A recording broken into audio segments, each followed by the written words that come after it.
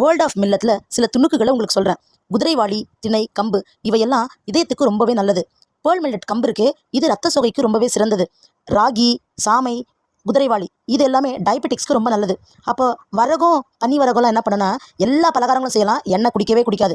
ஒரு சின்ன கதை சொல்லட்டுமா? ஒரு வீட்டில் இருக்க குழந்தை 8 மாதம் 9 மாதம் வரும்போது அது பல்லு முளைக்கும். அந்த பல்லுக்கு என்ன பேர் சொல்லுவோம்னா எலிப்பல்லு இல்லைன்னா ரேபிட் பல்லுன்னு சொல்லுவோம். கீழே முளைச்சா எலிப்பல்லு, மேலே முளைச்சா முயல் பல்லு. இந்த முயல் பல்லும் எலி பல்லும் என்ன விரும்பி சாப்பிடும் தெரியுங்களா?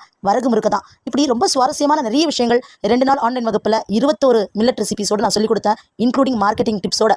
மில்லட்ஸில் பைட்டிக் ஆசிடும் ஆக்சலேட்டும் இருக்குது. இது என்ன பண்ணுன்னா ஆன்டி நியூட்ரியண்ட்டாக வேலை செய்யும். இதை வெளியில் தூக்கி போடணும்னா மில்லட்ஸை 7லேருந்து 8 முறை கழுவணும். அதன் பிறகு 8லேருந்து 10 மணி நேரம் நல்லா ஊற வைக்கணும். ஊற வச்சதுக்கப்புறம் தண்ணியை வெளியேற்றணும். இந்த ப்ராசஸை முறைப்படி செய்தால் தான் மில்லட்ஸ் சாப்பிட்றதுக்கே தகுதியானது.